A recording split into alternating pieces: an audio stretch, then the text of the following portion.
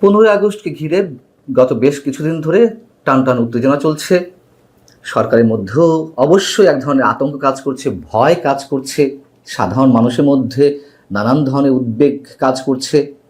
সেই 15ই আগস্টের পূর্বক্ষণে 14ই আগস্ট আমরা কী ধরনের চিত্র দেখতে পেলাম, বিশেষ করে ধানমন্ডি 32 নম্বরকে কেন্দ্র করে। 32 নম্বরের সামনে 14ই আগস্ট বৃহস্পতিবার সকাল থেকেই অতিরিক্ত পুলিশ মোতায়েন করা হয়েছে, সাজোয়া যান রাখা হয়েছে, এমনকি এপিসিও আনা হয়েছে 32 নম্বরের সামনে। এই যে এত এত নিরাপত্তা, এগুলো কি কারণে? কারণটি কি এই যে 15ই আগস্ট বঙ্গবন্ধুর মৃত্যুর দিনটিকে সামনে রেখে সাধারণ মানুষ সেখানে শ্রদ্ধা জানাতে গেলে তাদের নিরাপত্তা দেয়া হবে? এটিতে মনে করার কোনো কারণ নেই, বরং সেখানে যাতে কেউ না যেতে পারে তার জন্যই এই অতিরিক্ত নিরাপত্তামূলক ব্যবস্থা। তার মানে সরকার কতটা ভয় আছে আমরা তো বুঝতেই পারছি। এর আগে 15ই আগস্ট জাতীয় শোক দিবস বা শোক দিবস পালনের জন্য আহ্বান জানিয়েছেন শেখ হাসিনার পুত্র সজীব ওয়াজেদ জয়। তারও আগে প্রধান উপদেষ্টা প্রেস সচিব তিনি কয়েকজন সাংবাদিকের সঙ্গে একান্ত সাক্ষাৎকারে কি বলছিলেন সে বিষয়ে আমি আপনাদেরকে জানিয়েছি। তিনি বলেছেন যে বর্তমানে আওয়ামী লীগের কার্যক্রম নিষিদ্ধ। 15ই আগস্ট শেখ মুজিবুর রহমানের হত্যাকাণ্ড হয়েছে, এটি অন্যান্য সাধারণ দিনের মতন একটি দিন, পুরো আগস্টের যে 31 দিন তার মতোই। এবং কেউ যদি ধানমন্ডিতে বা কোথাও কোনো কর্মসূচি পালন করে তাহলে তাদের বিরুদ্ধে আইনানুগ ব্যবস্থা নেওয়া হবে। এবং সেই প্রসঙ্গে আমি প্রশ্ন করেছিলাম যে আওয়ামী লীগের ব্যানারে যদি কেউ কোনো কর্মসূচি গ্রহণ করে অবশ্যই তাদের বিরুদ্ধে ব্যবস্থা নেওয়া হতে পারে, তার কারণ আইনি মারপ্যাচ তো রয়েছে। আওয়ামী লীগের রাজনৈতিক কার্যক্রম এখন এই মুহূর্তে নিষিদ্ধ অবস্থা রয়েছে নির্বাহী আদেশে, সেটা নিয়ে বাদ দিলাম। সাধারণ মানুষের পক্ষ থেকে কেউ যদি বা কোনো সাংস্কৃতিক সামাজিক সংগঠনের পক্ষ থেকে কেউ যদি কোনো ধরনের কর্মসূচি নেয় তাদেরকে কোন আইনে বাধা দেওয়া হবে? আইনটা কিসের? নাকি এর মধ্যে চুপি চুপি কোনো আইন তৈরি করে ফেলেছে সরকার 15ই আগস্ট কেন্দ্র করে? আমরা জানি না। শুনলাম ধানমন্ডি 32 নম্বরের সামনে বিএনপির স্থানীয় কিছু নেতাকর্মীও অবস্থান নিয়েছে, যদি কেউ সেখানে বঙ্গবন্ধুর স্মৃতি বিজড়িত যে ভবনটি ছিল আমাদের স্বাধীনতা যুদ্ধ মুক্তিযুদ্ধের অন্যতম প্রতীক, সেখানে কেউ যদি শ্রদ্ধা নিবেদন করতে যায় তাদেরকে প্রতিহত করা হবে। যদিও এই নিউজটি আর তেমন কোনো গণমাধ্যমে আসেনি, ঢাকা এক্সপ্রেস নামে একটি গণমাধ্যমে এসেছে এবং তাদের ইন্টারভিউ করা হয়েছে, লাইভ করা হয়েছে।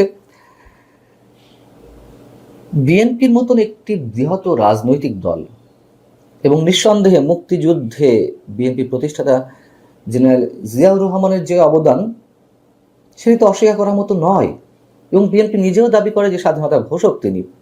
যদি তাই হয়ে থাকে তাহলে স্বাধীনতার স্থপতি, যার নির্দেশে মুক্তিযুদ্ধ সংঘটিত হলো, সেই ব্যক্তিটিকে কেন্দ্র করে এ ধরনের কার্যক্রম কেন নেওয়া হবে?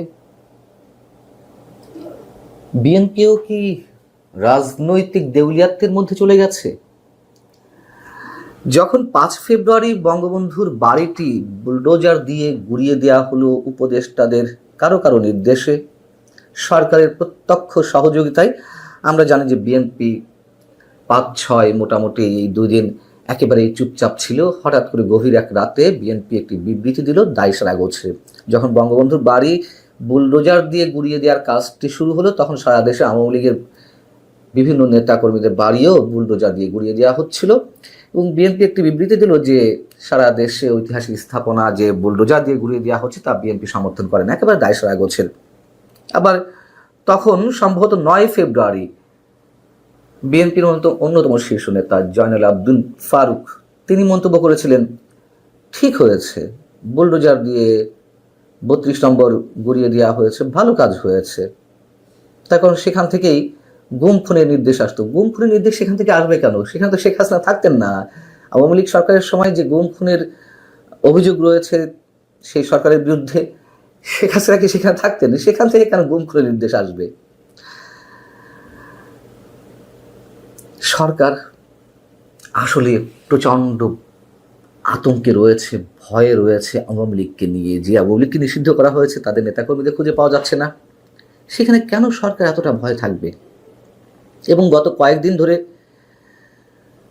যা কিছু রটছে গুঞ্জন কিংবা গুজব আকারে, যে 5 আগস্ট অভ্যুত্থানের 1 বছরকে সামনে রেখে, 1 বছর পূর্তিকে সামনে রেখে আওয়ামী লীগ যে কোনো সহিংস ঘটনার জন্ম দিতে পারে, যমুনা প্রধান উপদেষ্টা বাসভবন ঘেরাও করতে পারে, সরকার উৎখাতের পরিকল্পনা করছে আওয়ামী লীগ, সেটি না করে আবার সেটি তো আমরা তেমন কিছু দেখলাম না, আবার 15 আগস্ট নিয়ে এগুলো ছড়ানো হলো যে 15 আগস্টকে কেন্দ্র করেও আওয়ামী লীগ বিশাল কিছু ঘটাতে পারে। এইগুলো অনেকে বলছিলেন, আমরা কেউ কেউ কান দিচ্ছিলাম, গুঞ্জন আকারে ধরছিলাম, গুজব আকারে ধরছিলাম, কিন্তু এই গুজবগুলো তো সরকারের পক্ষ থেকেই ছড়ানো হয়েছে। যেমন ধরুন নয়াদিগন্ত, দৈনিক নয়াদিগন্ত কাদের পত্রিকা, এটি আমরা বেশ ভালো করে জানি। সেখানে বলা হচ্ছে, এরকম আরও অনেক জায়গাতেই এসেছে এই ধরনের রিপোর্টিং, সেখানে বলা হচ্ছে যে গত 5 আগস্ট ঘিরে নাশকতার যে ভয়াবহ পরিকল্পনা করেছিল আওয়ামী লীগ, তার টের পেয়ে অন্তর্বর্তী সরকার আগেভাগেই কঠোর অবস্থানে চলে যায়। ওই দিনের পরিকল্পনা ব্যর্থ হওয়ার পর এবার 15 আগস্টকে কেন্দ্র করে পতিত আওয়ামী লীগ নাশকতার নতুন পরিকল্পনা সাজিয়েছে। সূত্র জানাচ্ছে 15 আগস্ট শেখ মুজিবুর রহমানের মৃত্যুবার্ষিকী, অতীতের মতো এই দিন জাতীয় শোক দিবস ঘোষণা করে মাসব্যাপী কর্মসূচিও পালন করছে দলটি। 15 আগস্ট ধানমন্ডির 32 নম্বর শেখ মুজিবের প্রতিকৃতিতে ও বনানীর কবরস্থানে, বঙ্গবন্ধু পরিবারের অন্যান্য সদস্যদের যে কবরস্থান রয়েছে, সেখানে ফুল দিয়ে শ্রদ্ধা জানানোর জন্য দলটির এক বিবৃতিতে নেতাকর্মীদের আহ্বান জানানো হয়েছে। আওয়ামী লীগের ফেসবুক পেজে আগেই বলেছে সজীব ওয়াজেদ জয় এই আহ্বান জানিয়েছেন। কিন্তু এই যে নাশকতার পরিকল্পনার কথা বলা হচ্ছে, আমরা তো তার কোনো প্রমাণ দেখিনি, ছিঁড়ে ফটো আনা। এই আগস্ট মাসে কেন্দ্র করে তো অন্তত এই গত 14-15 দিনে তো কিছু নমুনা দেখার কথা ছিল, দেখিনি তো। এগুলো আসলে সরকারের পক্ষ থেকেই ছড়ানো হচ্ছে। এবং প্রধান উপদেষ্টার প্রেস সেক্রেটারি বলে রেখেছিলেন সম্ভবত 31শে জুলাই যে পরবর্তী 7-8 দিন, খুব 5-6 দিন খুব ক্রুশিয়াল ডে, বোঝা যাবে দেশ কোন দিকে যাচ্ছে, সরকার কোন দিকে যাচ্ছে। এই যে সরকারের একাধিক উপদেষ্টার নির্দেশে, সরকারের প্রত্যক্ষ সহযোগিতায় 32 নম্বর ভাঙা হলো, স্বাধীনতা সংগ্রামের প্রতীক, এটিও তাও মেনে নিলাম যে আওয়ামী লীগের নেতা হিসেবে বা ফ্যাসিবাদের কি বলা হয়, ফ্যাসিবাদের তীর্থস্থান, সেটিকে ধ্বংস করেছে, বেশ ভালো কথা। কিন্তু এই সরকার তো স্পষ্টত পুরোপুরি আমাদের মুক্তিযুদ্ধের চেতনার বিরুদ্ধে। এই সরকার স্পষ্টত মুক্তিযুদ্ধের বিরোধী একটি সরকার। এই কথা বলতে তো এখন আর কোনো ধরনের দ্বিধা হওয়ার কথা নয়। যদি বলেন যে কেন জাতীয় দিবসগুলো তো পালন করছে, ওগুলো তো করতে হয়, না করে তো কোনো উপায় নেই, কি করবেন? এবং এগুলো উদযাপনের সময় যে প্রধান উপদেষ্টা থেকে শুরু করে সরকারের কর্তা ব্যক্তিদের অনেক ধরনের কষ্টের মধ্যে দিয়ে যেতে হয়, যন্ত্রণার মধ্যে দিয়ে যেতে হয়, সেগুলো আমরা বুঝি।